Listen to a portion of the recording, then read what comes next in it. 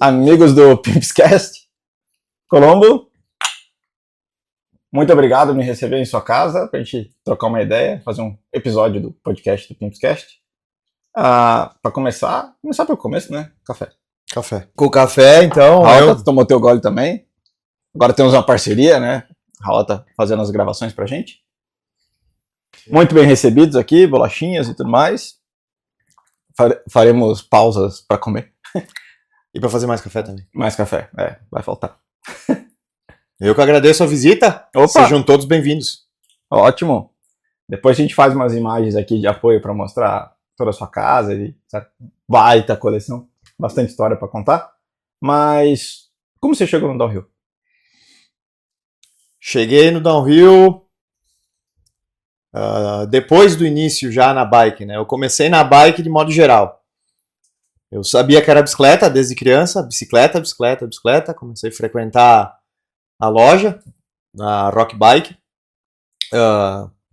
Primeiro para pedir preço de peças e fui ficando amigo do pessoal que trabalhava lá.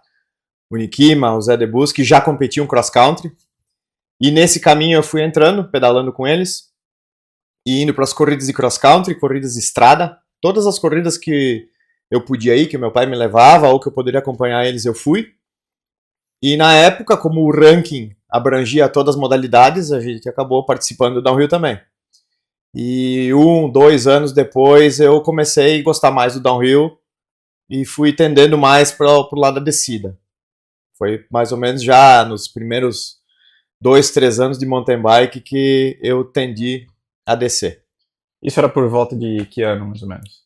Isso foi em 94, a primeira tentativa de uma corrida que eu não pude correr porque o meu pai não deixou, né? Isso foi em 94.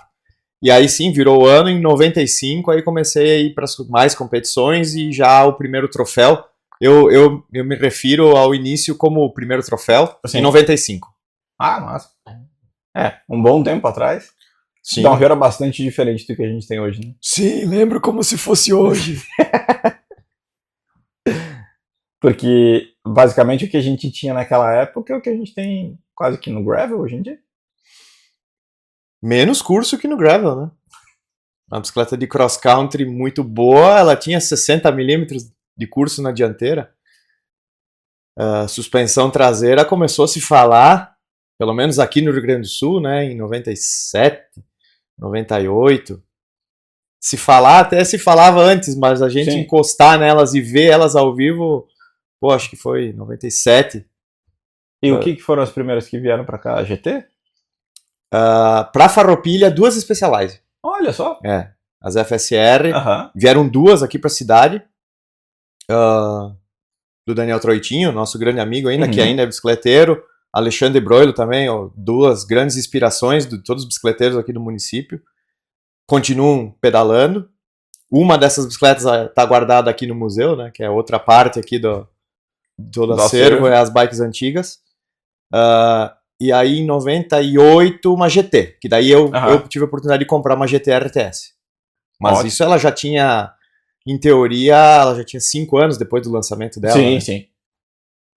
Já tinha rodado um tempinho. Já, além de comprar usada, elas chegaram bem depois no Brasil, né? Sim, sim. Mas época... ainda assim era novidade. Né? Claro, suspension.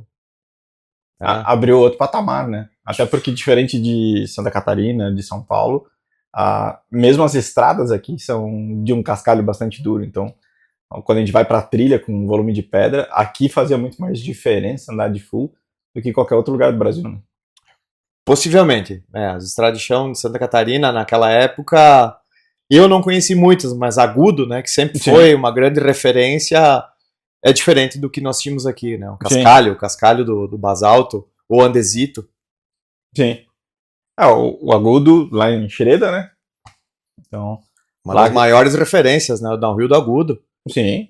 Até mesmo o resgate, né? Que foi usado para um Forex na estrada do resgate, uma das provas mais radicais que eu participei. Imagina. Foi na própria estrada de chão, lá do Agudo. Eu lembro quando eu fiz a prova de enduro do Xterra em Paraty, te usei de inspiração, porque a gente volta e meia já se conhecia há uns bons anos. Nem lembro exatamente que ano que a gente se conheceu, mas faz também tempo. Não. a gente já falava dos kamikaze, né? Sim. Das descidas com muita gente na mesma trilha, mesma estrada ao mesmo tempo. E lá a gente tinha um terreno totalmente diferente, um público totalmente diferente, conhecendo o enduro, então tinha gente do XC, tinha gente da estrada, tinha gente do triatlon fora de estrada, tentando participar para entender o que era o enduro. Então era muito difícil a gente conseguir ordenar o pessoal para largar. E daí eu tive a ideia, falar, por que não fazer uma Mega Avalanche? E daí a gente ordena todo mundo pelos melhores tempos da Mega Avalanche. Pouco importa se homem ou mulher. E foi bem interessante. Debaixo de chuva. E o acesso para as trilhas que a gente usou era bem inclinado.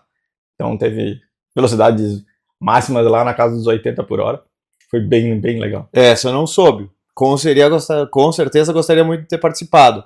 Até hoje, mesmo tendo praticado downhill, me especializado nisso, o Avalanche me deixa muito curioso. Sim. Tanto que as oportunidades que a gente teve aqui, né, que o Fábio da Pedalocos organizou lá no Morro Ferrabras, e uma em Picada Café, pô, mexeram muito comigo. Gostei muito, ainda gosto, assim, teria um tesão gigante pra andar no estrada de chão com mais gente junto. Sim. Muito legal. É, divertido pra caramba. Eu tenho algumas memórias de pedais lá no Vale do Itajaí, que a gente acessava as trilhas, elas acabavam antes do final do morro, então a gente tinha alguns trechos de estradão para terminar, batendo guidão com Bruno Fonseca ou com o próprio Root Rider. Boas lembranças. Pilotos com brilho. Com brilho. Muito. Que era literalmente. Muito bom para esse momento. É, muito bom bater guidão a 50, 60 por hora. Ah, acredito. Ótimo. Que ponte você faz de como era o downhill naquela época para hoje? Cenários completamente diferentes, um universo totalmente diferente. Muita coisa evoluiu. Pistas, componentes, cronometragem, as bikes em si.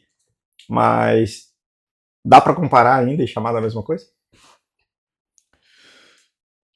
Muito mudou, sim, né? Desde a pista onde a gente anda, as bikes, né? A ponte que daria para fazer, ou pelo menos a primeira que veio aí na cabeça, é que a essência do esporte continua a mesma. Ótimo. Que diferente do cross country, do ciclismo de estrada, o motocross que eu conheci também, que é um exemplo grande, a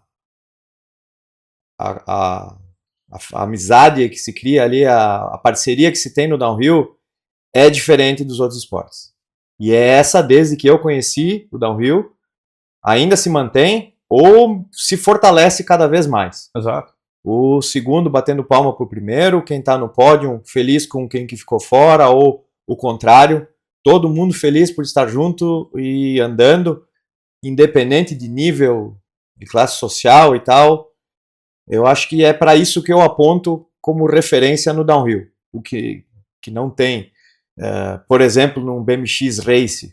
Exato. Que seria uma referência de rivalidade. Mas a rivalidade é aquela não tão saudável, né? Exato, que ela continua fora da pista. Né? Exato, né? Que rivalidade, sim, né? Se é uma competição, ela tem que estar ali, né? Ela é parte do show. Mas depois que fechou a cronometragem, né? Sim, voltamos a ser amigos e pessoas, né? Eu acho que algo que ajuda muito o downhill a manter essa questão da amizade de todo mundo é que eles não estão competindo um contra o outro, e sim contra o tempo. Né? Lógico, né? Tem um ser abstrato ali que é o tempo. Cada um consigo e contra o relógio, sim, né? É uma característica que até facilita isso, dá para entender. Mas, ainda assim, eu acho que esse é um valor bem grande do downhill. Sim. Até mesmo a nível de Copa do Mundo, a gente pega, por exemplo, equipes como a da própria Specialized, né, que a gente já citou antes, com o Loic Bruni e o Finn Isles, muito amigos e sempre se divertindo juntos e tudo mais. E são oponentes na hora que a prova tá acontecendo, né? Claro, amigos, compatriotas. Exato. Do mais alto nível possível. Isso. Dentro do mountain bike e publicamente demonstrando que são amigos mesmo, né? A festa que o Loic Bruni fez pro Loris Vergier, que é de outra equipe hoje, mas são amicíssimos, quando ganhou o Campeonato Mundial esse ano, foi muito legal de ver. Sensacional, né? Feliz pelo outro. Isso. E o Bruni tomou um baita tombo, né? Acabou não fazendo a descida que esperava, mas deixou toda a decepção de ter perdido uma descida de campeonato mundial, chance de pódio e tudo mais, para comemorar a vitória do amigo. Isso foi muito positivo. Mais uma grande demonstração da diferença. superioridade desse povo aí, né? Exato. Faz uma diferença muito grande. Da tua primeira bike full GT para hoje você andando de Z-Road, a gente tem universos muito diferentes. Fala um pouquinho desse projeto de trazer Z-Road para o Brasil, o que é essa bike. Depois a gente coloca imagens de apoio dela, mas de onde veio a ideia de trazer essa bike em si e por que uma bike de pivô tão alto e de correia e de gearbox? Bom, começando pela GT. A GT, sempre fui fã de GT desde o início do mountain bike, né? Pelas minhas referências aqui do município, o que eu lia em revistas também, né? E tive a oportunidade de comprar uma usada, né? Foi o que o dinheiro alcançou e tal. E a GT, nesses anos, como a gente falou, era estrada de chão, ela cabia muito bem. E começou a transição para trilhas, né? Começou a faltar curso. E naquela época foi onde eu encontrei a solução de começar a fabricar os quadros em casa, né? Inspirado pelos amigos de igrejinha, onde eu via a primeira vez gente que fez isso de cortar um quadro rígido de aço, né? Soldar o pivô, usar amortecedor de moto, né? Me inspirei nisso. Vim para cá com a ajuda do meu pai, que tinha grandes noções de oficina, de mecânica e solda, né? Comecei a fazer, quebrar, soldar, correr, e poder fazer o segundo quadro para um grande amigo aqui de Farroupilha, que também competia, também colega de trabalho naquela loja que eu citei antes. Uhum. Desenvolvendo quadros, Uns anos depois, com a ajuda do Andrei, fui apresentado para aquela fábrica de Caxias do Sul, MT3. Já fabricava quadros de alumínio em um bom nível de qualidade, equiparado a Caloi, diria, né? Quadro nacional. Aí pude desenvolver esse projeto em alumínio, né? Com um amortecedor de moto. Seria um negócio bem, além de popular, acessível, barato, Sim. né? Na época, além de ser barato, era uma das opções que todo mundo podia comprar aqui. Uhum. O importado, mesmo para quem tinha poder aquisitivo, era difícil. Era difícil. Né? Importar, não se tinha lojas, não tinha distribuidor, né? E com esse desenvolvimento dos quadros aí, consegui juntar dinheiro para mim comprar a minha bike importada, né? Comprei a antiga Schwinn, que eu já era sempre fã de Yeti também, né? Yeti, Schwinn. Né? Alcancei a minha Yeti, alcancei minha Schwinn. A Schwinn, tive até a oportunidade de correr com ela por 10 anos, até demais, né? Foi uma grande teimosia correr por tanto tempo com ela, né? Mas foi o que minha visão enxergava, né? Ela quebrava, eu fui consertando, indo. E aí, meio que pela morte da Schwinn, ali no final dela, quando eu comecei a entender que eu estava errado, insistir na bike tão velha, né? Eu tive a oportunidade de comprar a primeira 0D, era uma G1. O Alcides, aqui do Rio Grande do Sul, era negociador de bicicletas e importou ela. Quem comprou foi o Pereirucho, nosso amigo aí. Comprou, montou com as melhores peças possíveis. Ela não ficou tão leve, eu acho, quanto ele esperava. E andou um tempo. Comprou a próxima, né? Foi para a próxima bike e não conseguiu vender ela. Né? Porque ela é uma bicicleta fora do comum, né? Sim. Normal, não conseguiu vender ela tão rápido. E acabamos por negociar. Ele fez uma proposta lá irrecusável, fui lá na casa dele, busquei. E eu não entendia tanto da bike. Eu sabia que do gearbox, era um grande interesse meu. Em 2011, quando ela foi lançada, eu vi essa bike. No Brasileiro, lá em Ibirama, o Ali Barros tinha ela, quando o lançamento. Então, eu lembro da bike, eu conhecia, eu tinha visto, ela tinha ficado na memória de alguma maneira. Sim. Né? Mas Ibirama sendo uma pista onde ela não ia realmente brilhar pelo funcionamento, mas tanto quanto poderia brilhar sim, porque era lama. Ah, bom. Foi uma oportunidade para brilhar sim. Ibilama, né? Ibilama, também já positivo. Conhecida a cidade. Em 2011, quando ela foi lançada. E esse papo aí que eu cheguei no Pereira foi em 2015. 4 anos depois, era a mesma cor, né, tudo. Comprei. Gostei muito, comecei a entender mais da bike, ler mais. Daí eu vi que ela era um tamanho pequeno, de 2 tamanhos só disponíveis, né? E aí comecei a perceber a necessidade de um tamanho maior para mim. tanto pela minha preferência quanto pelo design da bike, né? Que a geometria que o Rob propôs para ela era já desatualizada, né? Sim. Curta. E trocando e-mail com o próprio Rob, né? O qual me atendeu muito bem, desenhista da 0D até hoje, o qual mantenho conversas. Um cara parece muito legal, apesar de eu não ter conhecido ele pessoalmente. Consegui comprar uma frente do tamanho médio. Importei, coloquei a frente, a bicicleta já melhorou muito, continuei gostando cada vez mais.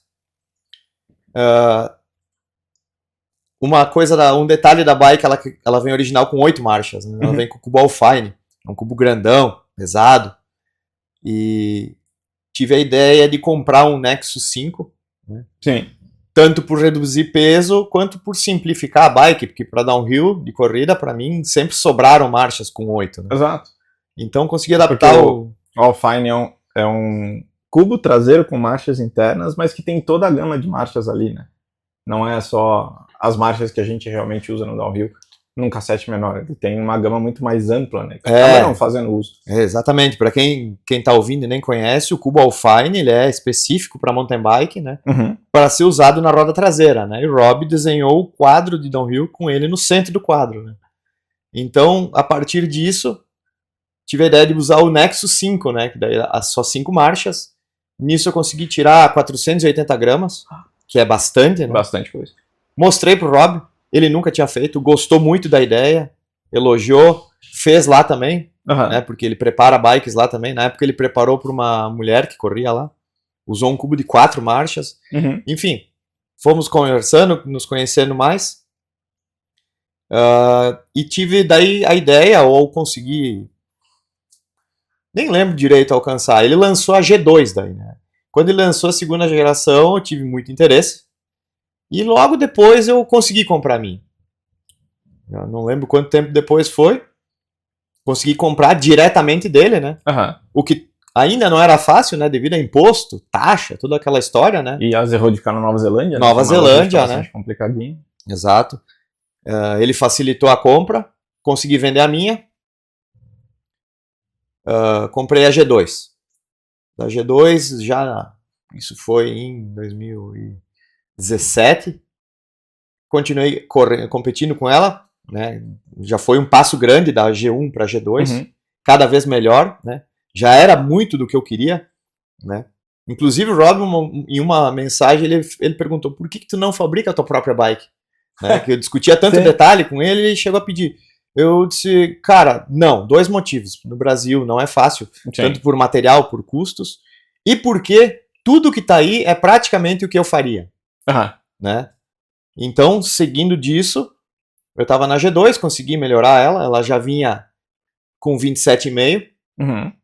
Aí, recentemente, eu acho que lá em 2020, consegui comprar uma frente 29, fiz ela mullet, reduz o curso daqui, os ajustes, né? Dali. Ajustando, E ano passado, quando ele lançou a terceira geração, né, que eu já estava de olho, já tinha conversado, já até especulava, né, comprar.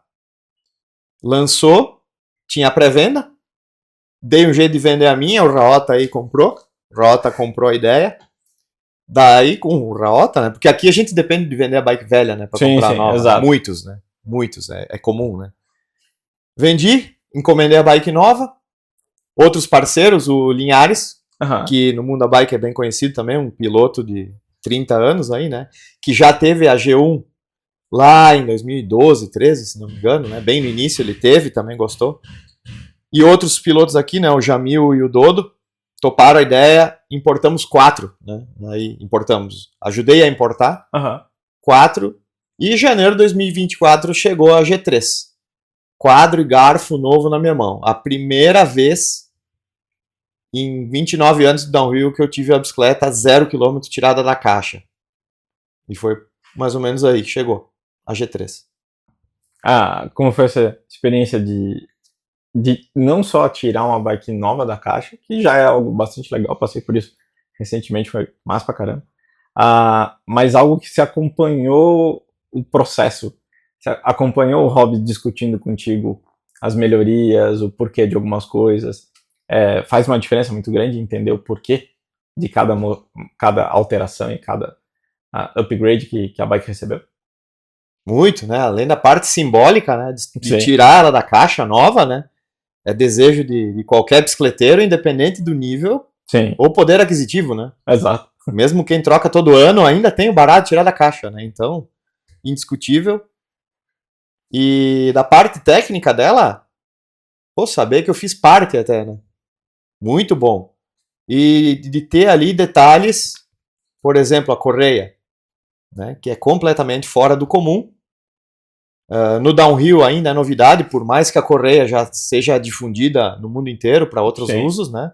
Tem motos, bikes urbanas, é a mesma correia, o mesmo fabricante que faz correias para carro, né, a Gates. Claro, uma das... Muito bem comprovado. Sim, uma das mais altas qualidades do mercado automotivo é dessa marca.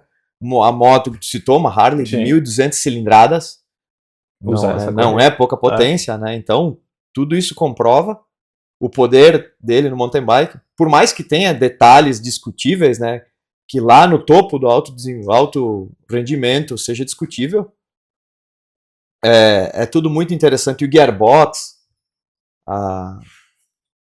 tanto a simplicidade quanto a facilidade de manutenção, a tranquilidade, principalmente nós aqui no Brasil, por causa do orçamento, que você não tem uma corrente para lubrificar, não tem uma corrente para bater numa pedra, como o Lara aconteceu com tanta gente. Bater câmbio numa pedra, que é normal, entortar a gancheira e quebrar. Uma parte é a discussão do custo, mas, né, deixa o custo do lado, que é a parte triste aqui da onde a gente vive. Sim. Vamos falar da parte mais técnica, que independente de tu ter o câmbio novo na maleta, tu perde uma descida, tu tem que trocar. Para quem está em busca de competir, toda tranquilidade é um valor grande, né? Exato. Então, isso que eu valorizo muito, né? Além da manutenção baixa, a tranquilidade de saber que tu tá com uma bike muito confiável. Sim. Tá disponível, né? No agro a gente fala da disponibilidade da máquina. A Z-Road é campeã nisso. Muito difícil ela vai te dar algum problema. Na mão. Não vai te deixar na mão, dificilmente. E o sistema de suspensão dela, porque uma vez que a gente tem a correia trabalhando, que não tem elasticidade, e não tem a perna do câmbio para atenuar o que a gente chama de chain growth, né, quando a corrente acaba se deslocando pela movimentação da roda. Ela tem um design totalmente diferente por ser uma high pivot. Como que isso te traz uma vantagem para as pistas gaúchas, em especial a do último final de semana, né, Olá? Bom, o pivô alto, para quem não discute muito, para quem não lê, né, esses detalhes, né, que é uma grande fatia do pessoal, só quem andar e subir um meio fio. Uhum. Um processo simples, mas que tu vai ter que sentir em cima da bike. Sem fazer isso, fica difícil explicar a sensação. Uhum. E depois disso, quando tu leva pro downhill, inúmeras pedras, inúmeras curvas, a cada pedra, um amortecimento com menos perda de embalo, com menos perda de velocidade. Então é inegável as vantagens desse sistema. Uhum. Tanto que praticamente todas as marcas do circuito mundial, nos últimos, vamos falar o quê, 4, 5 anos? Ou talvez menos. Talvez menos, hoje 3, 4 anos. Nos últimos 3, 4 anos, todas as principais marcas aderiram ao sistema do pivô alto. Sim. Né? Algumas com o idler pulley sem, né? Que é um complemento. Claro. Não, complemento não. Parte obrigatória daquilo, né? Para fazer um pivô realmente alto é parte obrigatória. É obrigatório. Mas enfim, isso. Para poder comportar a movimentação da corrente e manter a corrente presa ao pé de vela. Mas realmente, eu acho que dá para citar duas marcas, né? Só a própria Santa Cruz e a Specialized. A Specialized. Que ainda continua com um pivô baixo. Isso. Baixo, diria, nem para médio, né? Sim. Um VPP atual, a gente poderia dizer que ele está em média altura, tá em média. Né? Mais ou menos, né? Não sei todas as medidas. Assim como a bike do Nico Mulally, né? A Frameworks também, ela é um pivô médio. Então, médio, mais o deslocamento do pivô traseiro lá, né? Que soma. Médio, né? Mas basicamente todo mundo bebeu da fonte do pivô alto e de tentar buscar as mesmas vantagens atualizando os designs anteriores e gerando uma movimentação da roda traseira mais vertical. Isso. Claro, e também essa turma acompanhando a evolução, o crescimento das rodas, né? Sim. Porque a subida do pivô, ela se torna cada vez mais necessária com o aumento da roda, né? Exatamente. Tipo, lá no aro 26, um pivô médio já deslocava o suficiente para trás, né? Sim. Tanto pela altura do central no chão, né? A linha do drop do central, né? Só que na Nova Zelândia, não só Rob e a 0D, né? Todos os outros, a Lahar, né? Que foi uma grande referência, que são amigos do Rob, né? Para quem não lembra, colocaria uma imagem de apoio. Lahar era uma bike toda de carbono, de pivô alto e de um tubo único na dianteira. Não, algo incrível. Para 2006... Uma obra de arte. Exatamente. Né? Que usava... Esqueci a marca do cubo... Roll-off. Um roll-off. Né? Um roll-off que originalmente era de 14 marchas. Isso. Mas que eles limparam o recheio, que já era todo de titânio. Exato. Para tirar peso, não lembro, acho que deixaram 7 marchas só. Eu acho que 7 ou 5, uma coisa assim. Enfim, um grande projeto, que lá em 2006 já era um pivô bem alto. Mesmo usando... Bom, toda essa turma... Claro, eu tive a tendência mais de ler sobre o pessoal da Nova Zelândia. E lá comprovei que lá eles já sabiam que o pivô alto era o canal para o downhill. E isso, 2005, 2006 e aro 26. Exato. E mesmo 2015, né, poderia dizer que foi o 27,5 e tal. Cara, só agora o pessoal entendeu que o pivô alto é uma grande vantagem. As rodas maiores acabaram facilitando transpor esses obstáculos como meio-fio, como alguns rock gardens, esses que a gente chama em inglês do square edge, né, as pancadas quadradas, acabou facilitando e protelando a evolução do pivô alto, na sua opinião? Bem provável. Nunca pensei muito por esse lado, mas sim, né, é o primeiro entendimento. Que maior a roda, menor transforma o obstáculo. Exato. Com esse entendimento, sim, cresce roda. É mais simples, né? É mais fácil. Né? Crescer roda do que estudar pivô, estudar a curva, gráficos e toda aquela história. Alterar completamente o design da bike. Que também, a parte de gráfico e todo esse estudo é simplificado com aquele programa, que eu não sei o nome, tu deve citar, do estudo do pivotamento de quadros, né? Isso também é recente. Não lembro o nome, mas coloco a referência. Também é recente a chegada ou abertura desse programa para todo o público. Exato. Que foi que gerou a Frameworks com o Nico Mulally, que ele começou a brincar com isso pela indicação de um dos engenheiros da Scott, a antiga equipe dele, e começou a brincar com o software até que se movimentou de fazer uma marca de bicicleta. Então a chegada desse programa é mais recente, diríamos que é mais recente que as rodas grandes. Muito mais. Então, né, basicamente o programa foi liberado quando todo mundo já tinha uma certeza de que a 29 seria a roda ideal. Exatamente. Certeza que a 29 já estava implantada. Exato. E depois esse programa para facilitar a vida de todo mundo com entendimento de pivôs e tudo mais. E daí o programa ficou tão interessante que até várias marcas voltaram a roda traseira para o 27,5, né, para ganhar aceleração e tudo mais. E já que parte da absorção, os novos layouts de suspensão resolveram. Sim, com um pivotamento muito bom, a gente poderia discutir em usar o 26 com maior eficiência do que um pivô comum com 29. Seria cabível discutir. Exato, claro. Bem razoável. Onde você vê daqui para frente o downhill indo fora do Brasil e aqui no Brasil? No final de semana a gente participou de uma reunião com a Federação Gaúcha, discutindo justamente caminhos e futuros para o Campeonato Gaúcho de Downhill. Mas eu gostaria de saber a tua opinião. O que você vê da cena nacional e gaúcha e da cena internacional? A gente está no mesmo caminho? A gente está se distanciando? É difícil eu falar com uma visão otimista. O que eu vejo aqui, que eu posso falar mais é do Rio Grande do Sul, né? Que é aqui que eu participo bastante.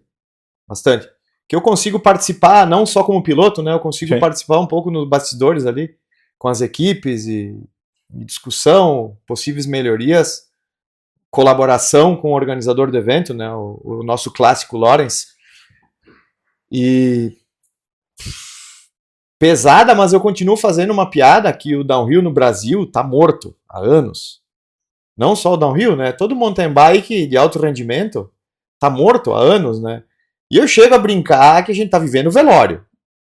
Que seria onde nada pode piorar.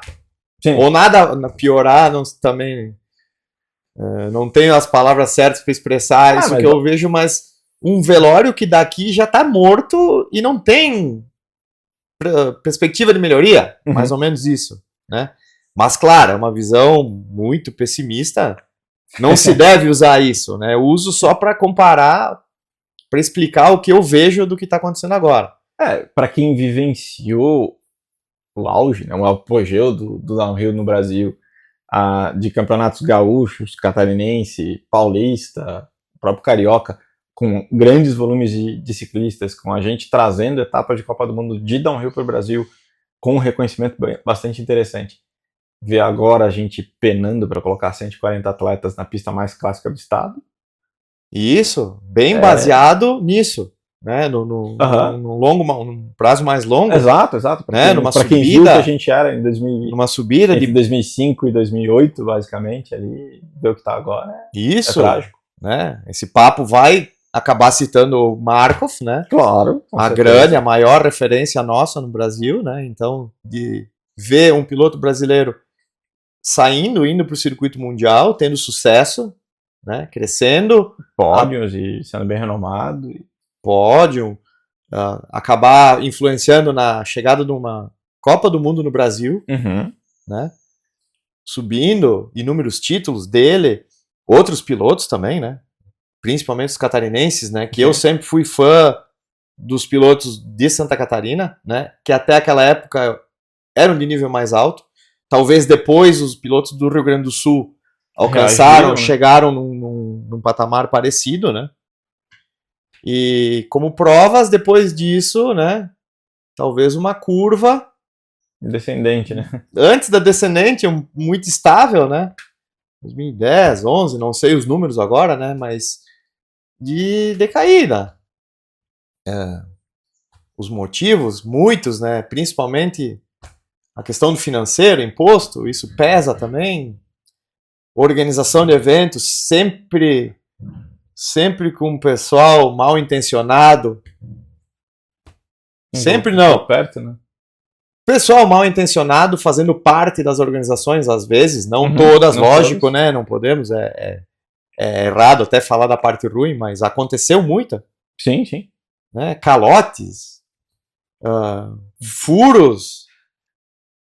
Estratosféricos em contabilidade. Cara, furo de estabilidade. As notícias estão. É só dar um Google ali que a galera acha esses escândalos que a gente vivenciou. Escândalo, bem colocado. Escândalos orçamentários, né, em eventos. Eu acho que isso acabou afastando muitos organizadores mais estruturados, profissionais, que não queriam ver sua imagem atrelada. E o que nos restou foi, digamos assim, alguns organizadores apaixonados, talvez sem tanto acesso ao conhecimento para executar. E com isso a cena estabilizou num patamar mais baixo do qual ela estava. Né? Exatamente. Os mais sérios, com perspectiva de prosperar financeiramente, sem perspectiva de lucro, né? Porque o mountain bike não gera tanto lucro, né? Exato, ou naqueles níveis, como vinha andando, como está agora, né? Sim. Os malandros atuando, inclusive de poucos, né? Que sempre tiveram poucos organizadores que metem a cara para essa modalidade, né? Que eu acho que isso é um grande diferencial do downhill comparado com, por exemplo, o Cross Country Marathon, que tem organizadores em quase todas as cidades mais regionais dos estados do sul, por exemplo. Sim, que bom que essa modalidade vem crescendo, né? Essa ao contrário daquela minha comparação, o cross country vem em ascendência. Vem. não o de alto nível, eu diria, e o de Exato, competição. Mas, cara, Mas só o da de gente ter adepto, participação, só de ter adepto, de ter gente pedalando, de tu sair em qualquer estrada de chão e enxergar um monte de gente pedalando equipado, Aham. razoavelmente bem equipado, né? Tanto Sim, de sim. equipamento quanto de Que bicicleta. vai. Então já é lindo para Já, qualquer já. bicicleteiro que se preze, né? Olhando como num cenário macro, assim, como esporte, querendo ou não, a gente cresceu. Isso, né? A gente tem cada vez mais gente praticando. Né? Claro. Claro que as disciplinas que são mais nichadas, seja por serem radicais, como o próprio downhill, ou pelo alto rendimento, no caso do XCO, a gente não tem tanta participação assim. Mas a base da pirâmide hoje já é bastante larga. Sim, vem crescendo. Isso é lindo. Porém, né, o alto rendimento, downhill, tudo, ainda muito estagnado, né? Sim. Inclusive, outro detalhe desses últimos anos é a perda de referência. É verdade. A perda de referência do alto nível. Sim, porque quando a gente fala em Luke Bruni, Finn Iles, Greg Minor, entre vários outros grandes nomes, eles estão muito distantes do que a gente tinha aqui. Não, a galáxia tão distante da nossa. Porque se a gente lembra de 2006, por exemplo, onde a gente viu a cena inteira do downhill aportar em terras catarinenses para uma etapa de Copa do Mundo em Balneário, em uma pista que os brasileiros já usavam um bom tempo, e ver todo mundo andando junto, e mesmo assim a gente ter um brasileiro como vice-campeão da etapa... Tá lá, comprovou que a gente estava num planeta parecido. Exato, que a gente na mesma galáxia, pelo menos. Pelo menos. A gente estava num patamar muito mais próximo. Exato. E hoje em dia está bastante distante. Né? Muito. Tirando os irmãos Vieira, né? Grande abraço, tanto pro Douglas quanto para a família inteira, na verdade. Pro Roger, né? o velho. A família de guerreiros, né? Sim. Que estão na Europa e estão representando muito bem. Mas exceto eles, que têm conseguido alguns resultados bem interessantes, faz muito tempo que a gente não vê um brasileiro sair do Brasil e ir correr uma prova fora, ter um resultado expressivo, principalmente a nível Europa e América do Norte, e voltar para a cena brasileira. O Borba tem feito um trabalho incrível, mas muito mais focado numa parte urbana, né? Como que você vê essa diferenciação do downhill urbano pro o downhill mais tradicional? A gente tem que citar o Luquinha, né? Porque se a gente estava falando até 2009, até 2010, onde o Markov estava ativo, exato, né? Que ele era referência e que a gente se sentia nessa galáxia mais parecida, próximo, né? Dali em diante a gente pode dizer que dali começou a mudar, né? De não ter brasileiros fora, os poucos que iam nem sequer se classificavam numa Copa do Mundo, né? Dados os motivos, independente do motivo. Sim. Resultados, estatísticas, não exato, se tinha, não se tem, né? Os Vieiras foram para fora, né? Para provar que aqui para provar o quanto a gente está distante aqui. Exato. Que estando aqui tá muito incompatível, né? E aí sim, Luquinha recentemente voltando essa força, né? Dava para dizer, voltando essa força de botar uma referência nacional lá, downhill urbano, e por ele ser urbano e não o downhill clássico, onde eles se equiparam, não sei dizer, mas é cenário internacional, poderíamos dizer. Não vamos discutir a diferença, sim, as estatísticas, velocidades e pilotagem. Eu acho que, cara, ele se encontrou nessa disciplina, falar com o cenário internacional, né? Cenário internacional, temos de novo um piloto aparecendo fora do Brasil. Exato. Lindo. E sendo convidado por promotores importantes, como a própria Red Bull, tendo uma parceria agora grande com a Comensal América Latina, indo para o Chile com a alta frequência, para estar correndo provas lá e ministrando clínicas lá e tudo sendo mais, conhecido pelo Max Comensal, né? Exato. Um dos pilares do downhill, um dos pilares do downhill de alto rendimento. Para quem não lembra, nos glórios tempos de Nicolas Voilos, quem estava por trás produzindo a bike era o Max.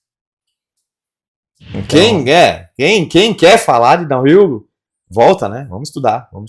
Exato. Volta para saber quem foi o Nicolas Voilos.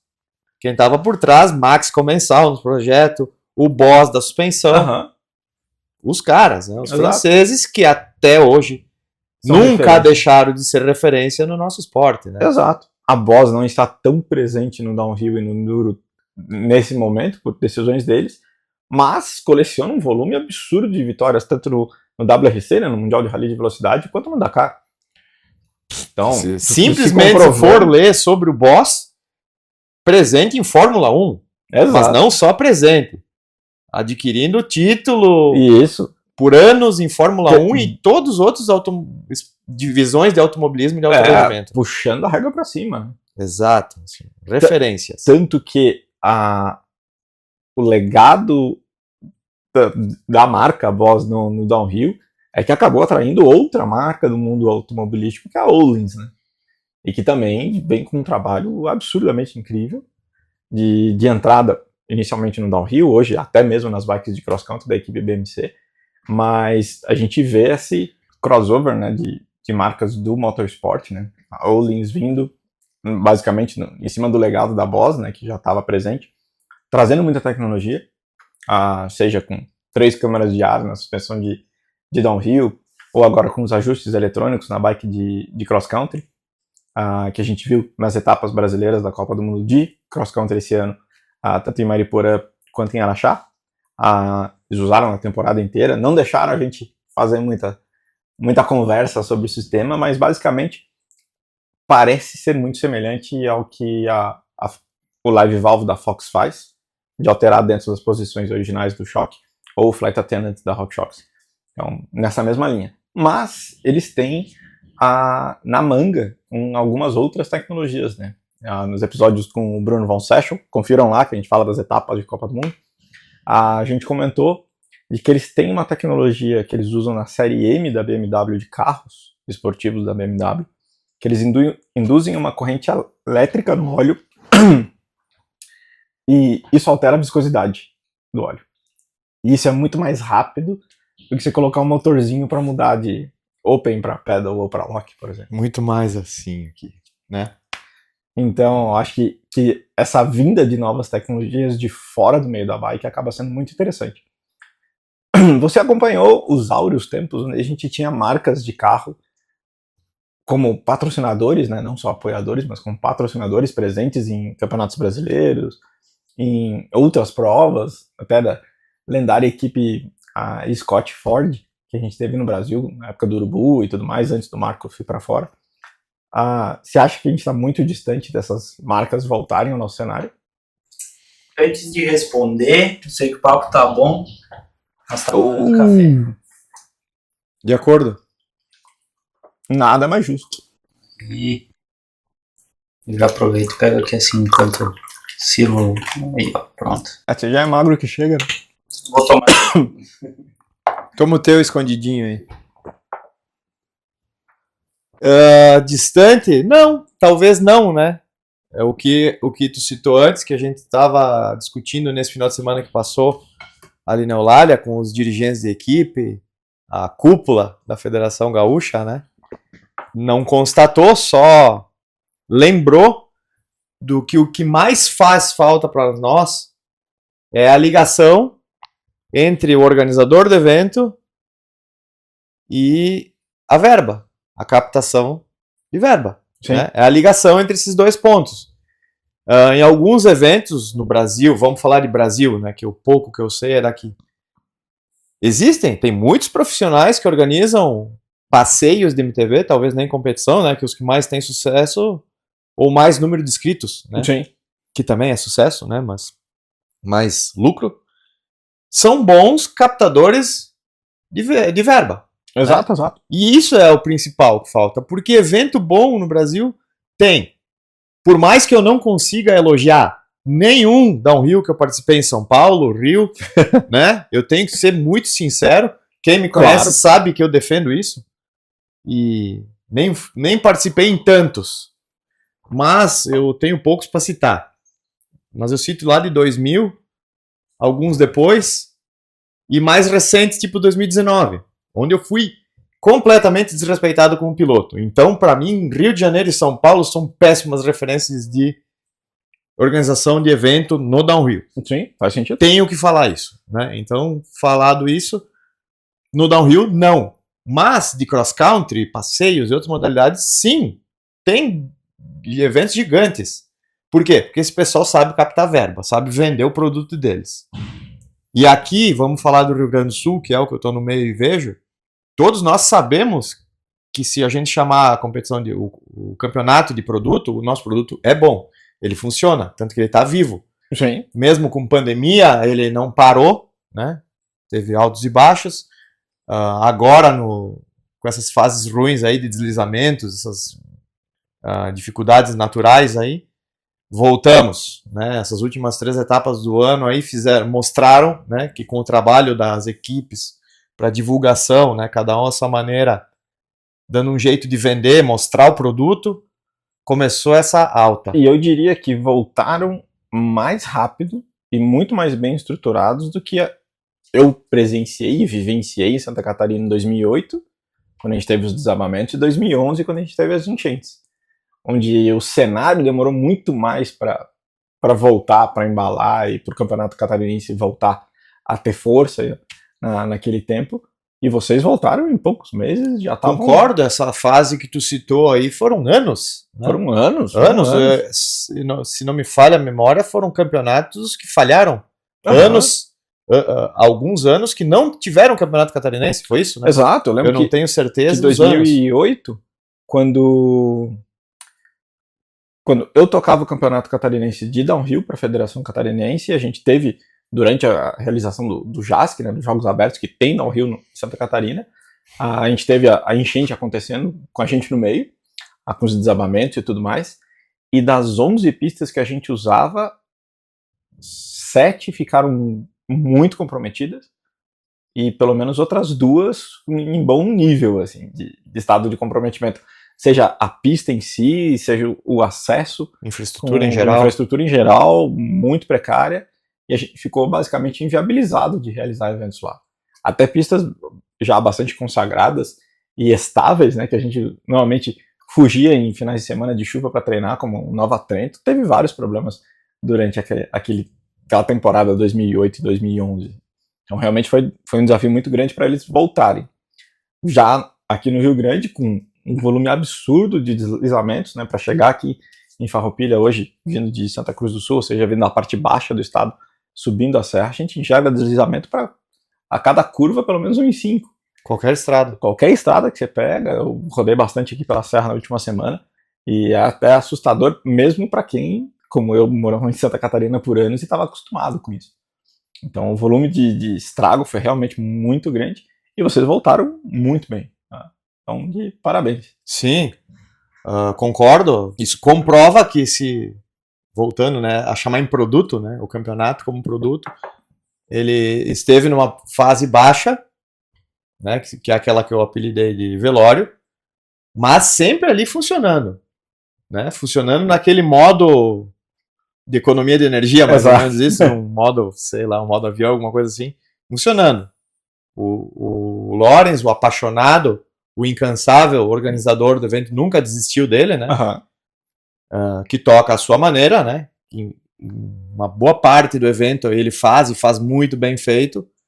Ele só precisaria de ajuda na captação de recursos. Exato. Né? Propaganda é a parte que ele não é tão bom em fazer. Se a gente volta um pouco no tempo, em 2006, majoritariamente, que eu tive um pouco mais de envolvimento com a federação, que foi a primeira prova oficial que eu trabalhei, foi a Copa do Mundo lá. Mas eu lembro dele em 2005 também. A marcação da pista das Copas do Mundo em Balneário Camboriú, quem fez foi ele e o time dele. Sim, então, e muito bem feito, aposto. Muito bem feito. Foi incrivelmente bem feito. Todos os gringos elogiando o capricho da demarcação e da limpeza e tudo mais. Essa era a função dele dentro da antiga estrutura da Federação Gaúcha, na época o presidente era o Rogério, né? E de repente a federação caiu no colo dele. Exato. Caiu no colo do chefe de montagem das provas. Então, de infraestrutura, de pórtico, de banners, de bump, toda a demarcação, ele sabe fazer muito bem. Mas o restante da gestão de um evento nunca foi o praxe dele, não foi onde ele tinha experiência, ele teve que assumir meio no grito. Sim, e era o único colo possível. Não tinha outro colo para cair isso aí. Né? Caiu no dele, e ele, como apaixonado, né, abraçou a causa e continuou fazendo do seu jeito o melhor que pode. Sim. Né? Mas cada um sabe que, por exemplo, no trabalho, tem funções que tu é bom, tem funções que tu não é, tem funções que tu gosta, tem umas que tu aprende. Tem gente que tem dificuldade em algumas.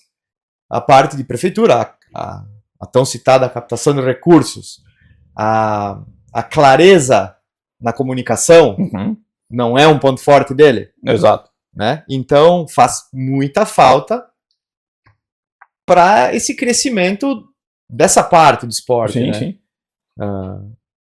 Quanto a pistas, a colaboração dos pilotos e equipes para as pistas ficar funcionando, tá aí, sempre teve, né? A parte dele também sempre teve. Eu acho que até merecemos aí um parabéns, né, pro pessoal de Bento, que fez um baita trabalho na organização do evento, com conteúdo pré-prova, com a RBS, né, fazia muito tempo que a gente não via a transmissora da Globo no estado estando presente. Sim, essa foi reativada depois de muitos anos sem a TV local. Eu acho que desde quando a gente fez o downhill urbano de Bento, né? Não tanto, né? Sim, parabéns, a DHV fez um trabalho impecável nessa última, né? Elogiar só eles, a gente vai falhar, porque anteriormente... Eu falo da prova que eu estive presente, né? Os demais do ano eu não estive. Não, elogiável, impecável. Sapiranga foi muito legal também. Sapiranga, sim. Sapiranga, inclusive, a infraestrutura local ali vem decolando, porque está na mão do Cícero Paiva, lá, né, a Vila Paiva, que também é um grande entendedor, fã da bike, né, outro incansável da bike é o Cícero, né, tá lá transformando. Comprou as terras da pista e tem investido na pista e mantendo ela aberta o ano inteiro. Fez das terras lá, ele fez a casa dele e está recebendo todos, né, cada vez melhor. Então, Sapiranga com o Cícero, que é a cidade do Alemão, né? Exato. Que lá ele tem certa facilidade, ligação. Voltando uma etapa, Três Coroas. Com o pessoal da Camp Trail. Camp Trail e o Bolacha. Que também vem investindo muita energia dele na propaganda do evento, na propaganda do produto do downhill, né? E comprovou a falta disso. Sim. Com os vídeos que ele fez. Tudo isso que a gente vem falando... Acho que foi a primeira etapa do ano que teve uma cobertura mais aberta e mais presente, né? Até com um vídeo pós-evento depois. Isso, né? Foi... Essa de Três Coroas dá para marcar como... O divisor de águas? O divisor de águas, né? Depois do intervalo de inverno desse ano, que foi começado entre os dirigentes a falar bastante disso, de direcionar todas as energias para o marketing da corrida, né, para a propaganda, atrair público e tudo isso que faz parte, né, justo nessa etapa, que daí essa sim foi puxada pelo Bolacha, daí aconteceu e aí começou essa alta que nós vamos vendo nessas últimas 3 etapas, comprovando que essa é a maior necessidade do esporte, não só aqui, né, porque no Rio Grande do Sul e Santa Catarina é bem parecido, né. Apesar de, nos últimos anos, a Federação Catarinense está deixando a desejar muito no downhill. Trocou a gestão, a gente achava que ia melhorar e parece que está mais valendo ainda. Faz muitos anos. Eu mesmo prometi que eu não ia mais correr em Camboriú, foi 2014. Né? Depois de algumas faltas, alguns desrespeitos da federação com os atletas. Eu acho que nem só com os atletas, mas com o esporte em si, né? Ainda mais numa venue como Balneário, né?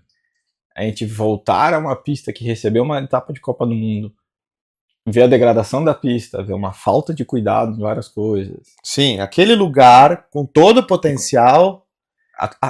Para quem não conhece, a pista de downhill fica no Interpraias e ela termina na Praia de Laranjeiras a 70 metros da areia? 100 metros, vamos dizer. E eu lembro que na primeira vez que teve uma etapa de Copa do Mundo lá, houveram vários acidentes na saída do primeiro trecho de mata, que tinha um drop para a esquerda, porque os atletas saíam da mata e enxergavam o mar. E perdiam a concentração e passavam reto a curva. Possivelmente, né, cara? Porque a visão que tu tem dali é incrível. Mesmo quem for tirar férias, até para nós, que mesmo estando focado lá na pista, é muito agradável aquele lugar. É muito bom. Né? Um teleférico, com toda a infraestrutura. Teleférico. O mais próximo que a gente tem de uma estrutura internacional. Teleférico, que por causas que não são da minha conta, que eu nem sonho, não sei o porquê, eu acabei indo lá correr com resgate de caminhão. Que não é problema, né? Todas as outras provas do Brasil acontecem com caminhão convencional, né? Porém, lá não. Lá com caminhão e precário, mal organizado. Enfim, do que eu posso dizer, a queda total da Federação Catarinense com o downhill vem de 2014 em diante. Isso, minha opinião. Se começou a cair antes, não sei. Mas é mais ou menos disso. E o que eu posso dizer de novo, depois dessa pausa que eu dei, que foi ali que eu não quis mais correr ranking brasileiro, tanto em Santa Catarina, quanto em São Paulo e Rio e tudo aquilo lá que eu falei antes. Ano passado eu tive a oportunidade, através da minha equipe, fui convidado a voltar a correr as etapas de ranking. E aí pude correr em Tubarão, Pomerode, né? Que é uma referência, Pomerode para mim, tanto a trilha quanto o local, né? Uma referência, voltei. Em Pomerode fui bem tratado. Já Tubarão, fui bem tratado, fomos bem recebidos, lógico, né? O pessoal de Santa Catarina é muito bom. Mas, organização de downhill deixa a desejar, hein? O evento aconteceu, não tiveram falhas graves. Mas assim, ó, 2023, um hiato ali de, tipo, hiato não... Dá pra se dizer que ainda são 10 anos em baixa total. Sim. Sem uma grande evolução. Isso tô relatando a minha opinião da Federação Catarinense e o downhill. Por exemplo, você citou Pomerode, né? Pomerode, a cidade é muito interessante, eu sou suspeito pra falar, morei lá 7 anos. Eu fui pra lá em 2014. Porém, em 2008, para os Jogos Abertos, eu reabri a pista do Morro da Turquia, que estava fechada. Né? O pessoal estava correndo numa outra pista menor. E eu falava, não faz sentido, você tá num morro muito menor, olhando de frente o morro com uma das pistas mais lendárias no estado. Um alto potencial. Um altíssimo potencial. Então vamos largar essa pista menor, e vamos lá abrir a principal, e vamos trazer o legado de volta. Né? E desde então ela continua aberta, sendo mantida pelo pessoal da equipe local, né?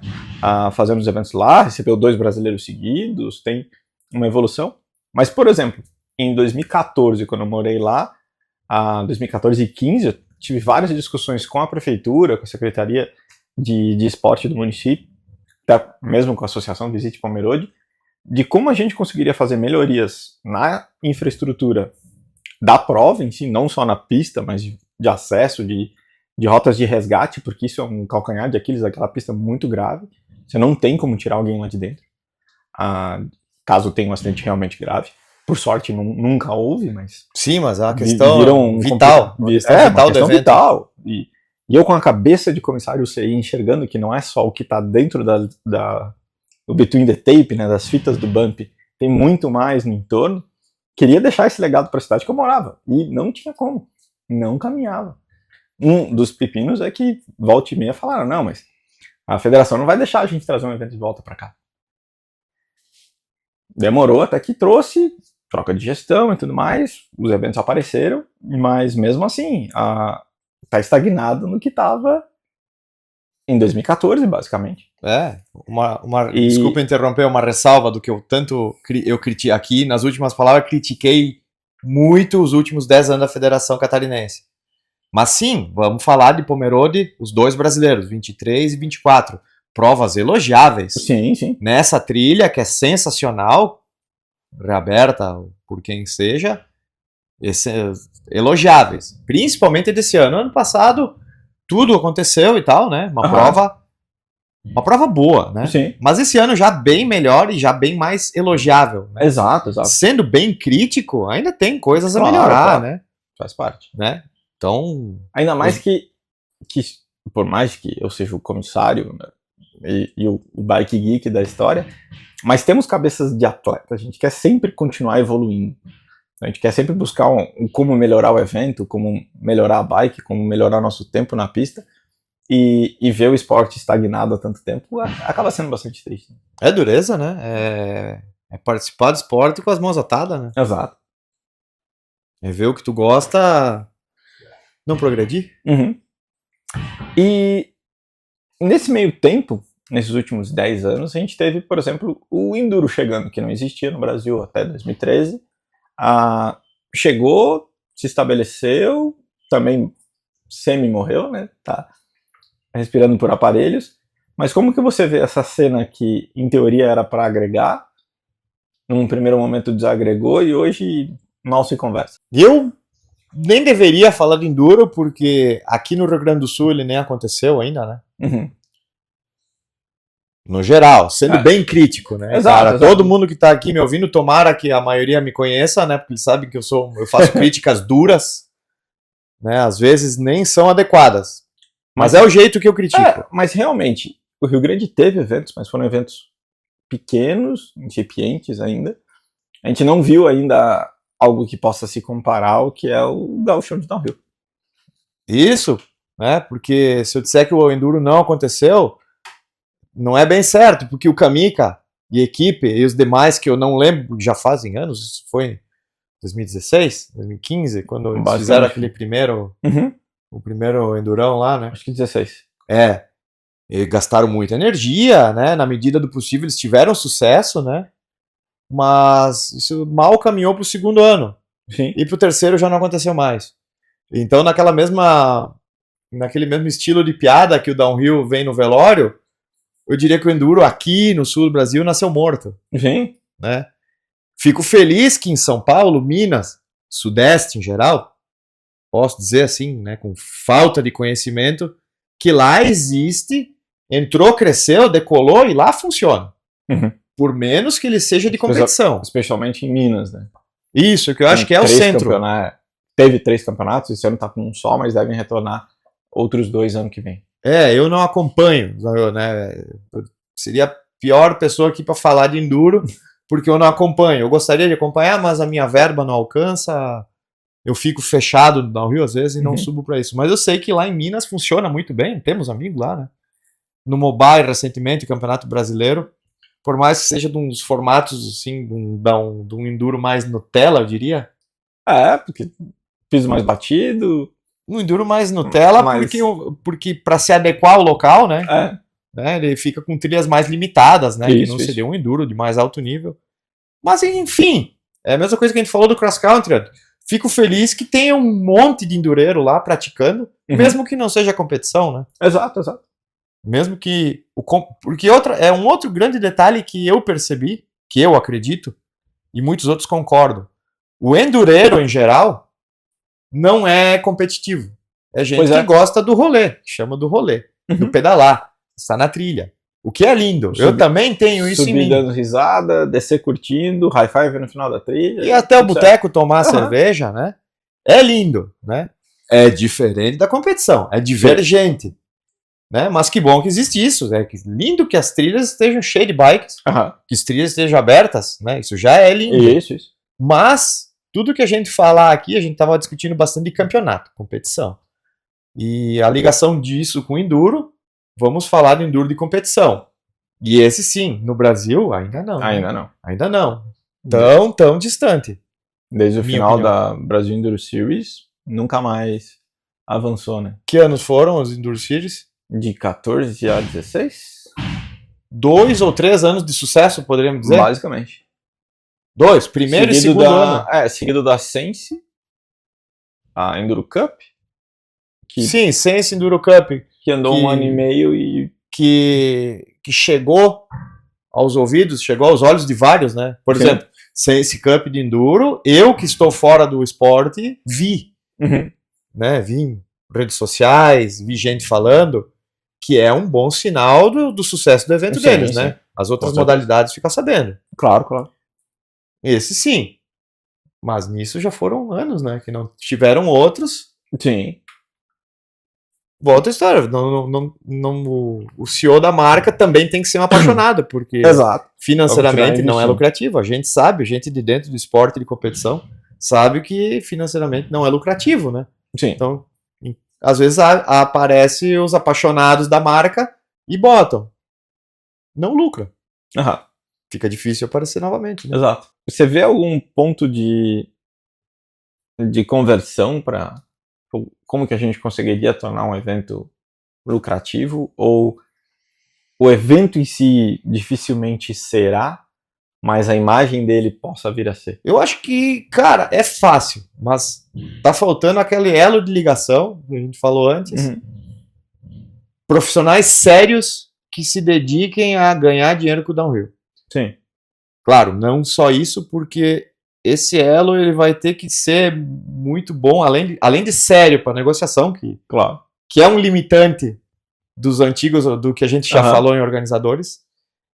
Vai ter que ser bem trabalhada a questão de engrenar eles com os organizadores de evento. Né? Eu vejo isso porque vai ser, mesmo que essa pessoa, vamos chamar de pessoa ou empresa, mesmo que esse elo apareça, ele vai ter que se conversar, ele vai ter que atuar, trabalhar com o Lawrence, por exemplo. Né? Não é tão fácil. Não é tão simples. Porque no momento, vamos citar, vamos ter que citar, né? O Lawrence, né? O nosso cara aqui. Ele vem fazendo tudo. Ele vai ter que delegar uma parte. Ele vai ter que abrir mão. Né? Nunca foi a especialidade dele. Não, ele também não é bom em delegar. Né? Ele quer fazer tudo, ele quer fazer do jeito dele. A intenção é boa. Né? Ele quer fazer bem feito. Né? Ele quer fazer do jeito dele. Então, essa eu acho que vai ser a única dificuldade. Se tivermos essa empresa, essa pessoa, esse elo que vai vender esse produto. Se nós chamar de produto, esse produto é bonito, tem gente que vai gostar, ele chama atenção. O Brasileiro 2024 pode comprovar. Com uma transmissão simples pelo YouTube, gerou um monte de visualizações de gente elogiando, gente acompanhando em casa, o que não se via, ou que nunca se viu no downhill do Brasil. A gente viu uma vez... O downhill urbano de Santos mostrou isso pro Brasil. E antes até, quer dizer, antes não, mas durante, né, 2011, quando a gente teve o desafio do morro, no Dona Marta, com a Red Bull. Isso, 2010? Acho que 2010. Tá. Eu lembro que eu trabalhei lá, como comissário da prova. A gente tinha 2 sistemas de cronometragem até. Meu trabalho era decidir qual dos 2 ia usar. E eu lembro que quando eu cheguei no evento, pelas parcerias que sempre tive com o pessoal da Red Bull, me abriram um pouco do orçamento do evento, né? O orçamento tava, por conta de transmissão e tudo mais, estava custando lá na casa dos R$400 mil. E antes do primeiro atleta colocar a primeira roda no percurso, eles já tinham 2 milhões em direitos de imagem vendidos. Em 2010. A Red Bull é um grande exemplo do que eu cito como elo. Sim. Ela consegue fazer a ponte, trazer o interesse do mercado, mas ela precisa confiar num trabalho profissional. Claro, eles são mais que um elo, né? Uma Red Bull é muito maior que isso. Mas ainda assim, uma Red Bull contrata um organizador de evento. Exato. No caso lá era a X3M, que fazia os Xterras. Que é parte essencial do evento. Exato. Que nessa área também tem muita gente que não é séria. Tanto que, por exemplo... Muita gente que falhou. Só no Dona Marta só aconteceu uma única vez. E em Minas foram 3 execuções. Teve o da Mina e depois a prova em Mariana, eu acho que 2 vezes. E não foi pra frente. Sendo que o Cerro à Barra acontece todo ano e agora se tornou um circuito mundial. Não, e sempre vendeu muito bem. Sempre chamou a atenção do público, sempre foi elogiável. Não sei do que acontece lá nos bastidores, né? Porque mesmo sendo grande, tem provas que desrespeitam pilotos ou que deixam a desejar na parte de acomodação, por exemplo. Esse tipo de coisa. Isso pode sempre acontecer. Mas lá, normalmente, o feedback é muito bom, mesmo ela sendo ultra particular, né? Porque o percurso é montado na madrugada antes do evento. Você tem a manhã do evento para treinar e depois correr. Porque ele acontece literalmente. Claro, uma Red Bull da vida não falha em pequenos detalhes assim. Exato. Então, né? Os caras jogaram um cara da estratosfera de volta pra Terra, né? Basta. Nem o céu é limite pra eles. Então, voltando da visão do que seria o produto para o público, o brasileiro desse ano comprovou, né, mostrou de novo que o downhill pode chegar na casa de todo mundo e que tem muita gente gostando, que vai gostar de assistir o downhill. Assim como nesses anos atrás, já faz 10 anos, o downhill urbano fez... os downhill urbanos que tiveram no Brasil foram uma referência muito boa Sim. pro público, pros leigos conhecerem o downhill. Exato. Foi lindo. Todo mundo falava, cara, tu faz downhill? Ah, é aquilo lá que aparece na TV, das Sky de Santos. Né, uma pequena fatia, sim. O Forex, que também apareceu. Isso eu gostaria de fazer uma ponte, porque o downhill é muito mais próximo do que a gente realmente executa nas trilhas. O Forex é um ponto muito fora da curva. Porque a cena de Forex nunca vingou no Brasil. A gente teve, acho que 3 provas oficiais. Teve um brasileiro em Ibirama. A gente teve a Copa do Mundo 2005 e 2006. E só. Alguma coisinha aqui em Casca. Ah, não, no Campeonato Gaúcho tiveram mais. Não, no Gaúcho tiveram mais podemos chamar de tentativas. Foram exato. Tentativas. Foram experimentos. Isso. E que nenhum realmente a gente pode chamar de sucesso. Esse que tu cita de Casca, na medida do possível, foi um sucesso, né? Que tanto pelo local e pelos atletas, mas o sucesso disso foi uma prova pequena. Sim, sim. Né? E no mundo inteiro o Forex nunca decolou. Exato, ficou limitado ao leste europeu, basicamente. Limitado, não decolou é errado falar. Sim, sim. Ficou regionalizado. Ficou amarrado ali. Né? Exato. Continua acontecendo todo ano em Val di Sole, por exemplo.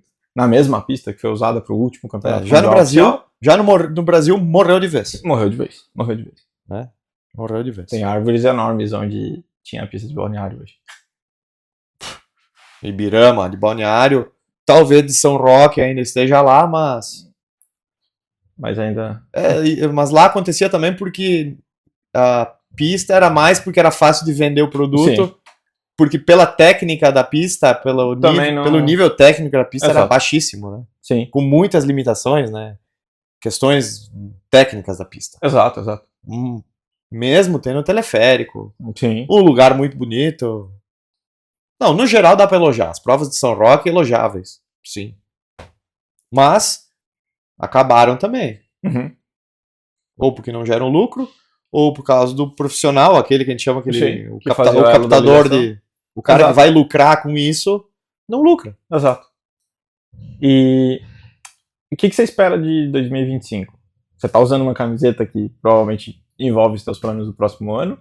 Quando a gente entrou aqui, tinha uma bike que provavelmente envolve teus planos do próximo ano. Mas o que 2025 reserva para você, Colombo? Para mim, eu tô com ótimas expectativas, né? Tu falou da camiseta, a ATM. A ATM é um projeto que está acontecendo aí já mais de 1 ano e meio, quase 2, que está progredindo. Todos os resultados que estão vindo até agora são muito bons. É um cubo 100% fabricado no Rio Grande do Sul. É uma peça de alto rendimento, não top de linha, né? A gente achou um ponto médio, vamos dizer assim, né? Tanto de custo, de acabamento, né? Cabível ao nosso mercado, né? O que a gente entendeu que seria cabível ao mercado ao momento. Enfim, 100% fabricado aqui, que vem dando certo, que vem tendo aceitação, tendo procura. Né, a galera gostando. Ainda está bem aqui no Rio Grande do Sul, né? Não começou a caminhar para fora, mas é parte do plano para 2025, né? O crescimento, tanto como desenvolvimento, como propaganda e todo tipo de coisa. Quanto às competições, da minha parte, eu sigo no Campeonato Gaúcho, que eu me sinto praticamente dependente dele, né? Só teve uma prova que eu faltei desde 97, então por isso que eu sinto assim, sinto que eu faço parte do Campeonato Gaúcho, um pouco independente.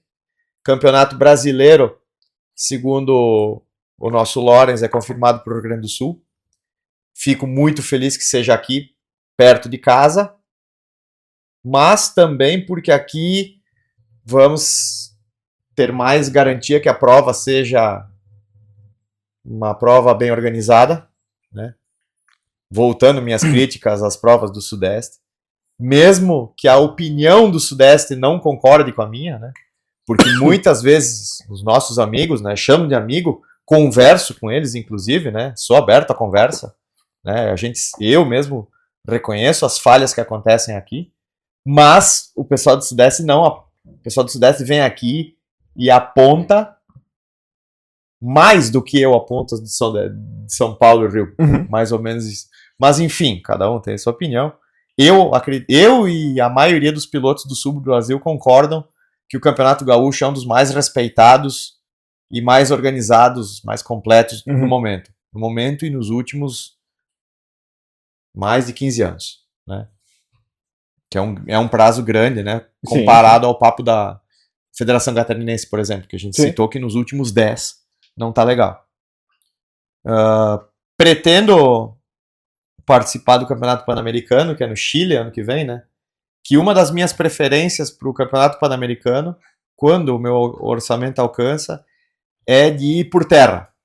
Nada contra o avião, mas a logística da viagem para a competição com avião, ela custa caro, né? Sim. Alugar veículo, deslocamento, despachar as bicicletas. O preço da mala do oversize é um preço alto, né?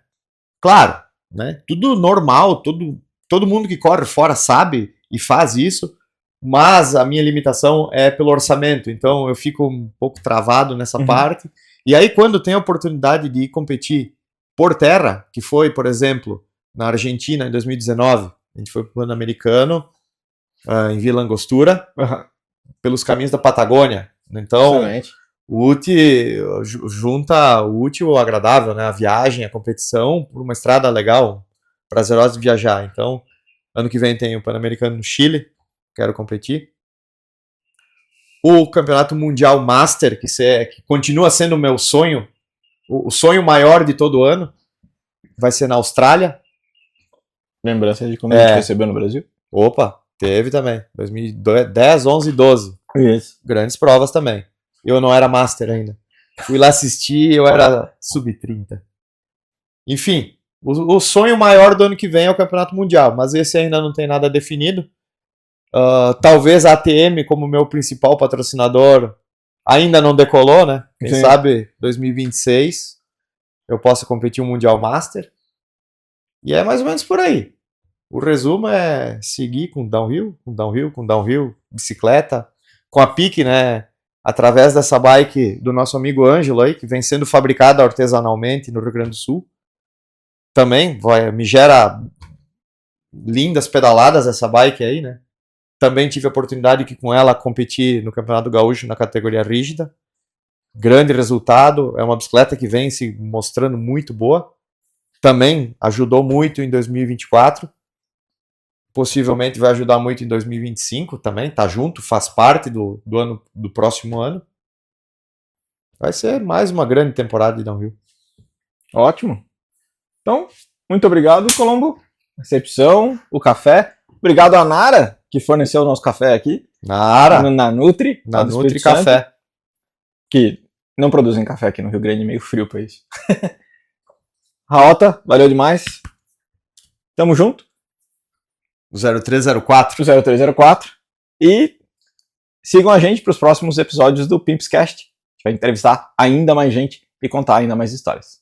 Grande abraço. Valeu.